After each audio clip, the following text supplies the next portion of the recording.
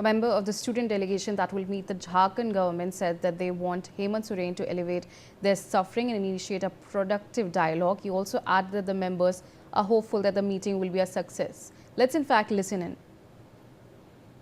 सरकार गार्जियन है, हम चाहते हैं कि छात्रों की बातों को वो रखें और हमारी बातों को गंभीरता से सुने, क्योंकि हम लोग 26 सालों से त्रस्त हैं। हम चाहते हैं कि हेमंत सोरेन जी इस कष्ट का निवारण करें। हम लोग पूरी तरीके से आश्वस्त हैं। हम सरकार से सकारात्मक डायलॉग शुरू करना चाहते हैं और हम चाहते हैं कि हमारी जितनी भी मांगे हैं वो सरकार माने। हमें तो उम्मीद है कि पूरी तरीके से वार्ता सफल। ऑलराइट मनीष, इसके बारे में आपके पास क्या जानकारी है, क्योंकि ये दूसरी राउंड ऑफ टॉक्स होगी, पहले में कोई ऐसा ब्रेक थ्रू नहीं था, तो इससे क्या स्टूडेंट्स उम्मीद बना रहे हैं कि इस राउंड में क्या चेंजेस हो सकते हैं?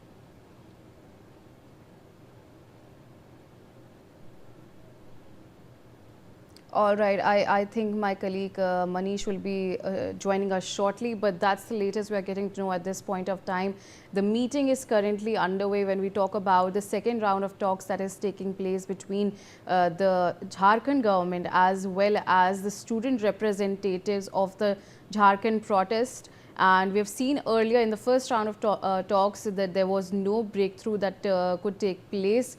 So the big question obviously arises, will the Soren government be able to meet all the demands by the protesters? Obviously they have said that if the protesters have said that if the demands are not met, they will continue their hunger strikes and they will expand it on a statewide level, when not just included, not just when we talk about not just Ranchi, but all over Jharkhand, this protest will take place. They have also talked about, and those visuals on your screens that you can see, those are the live visuals of this particular, when we talk about the fact that the second round of talks, that's the visual that we're talking about.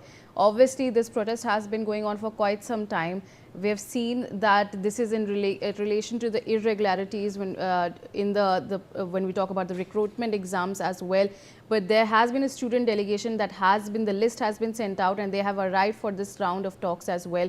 They have obviously 3 clear-cut demands in regards to this, but obviously we are yet to see if this round of talks will be successful or not. Joining back on the telecast is my colleague Manish Mehta.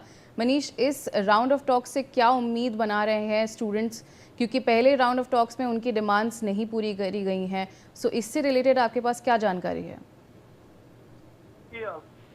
ये कहना मतलब कि थोड़ी जल्दबाजी होगी कि उनकी demands को नहीं सुनी गई है या पूरी नहीं की गई है, क्योंकि ये एक बहुत ही क्रूशियल मामला है और इसमें स्टूडेंट मांग भी बहुत लंबी है।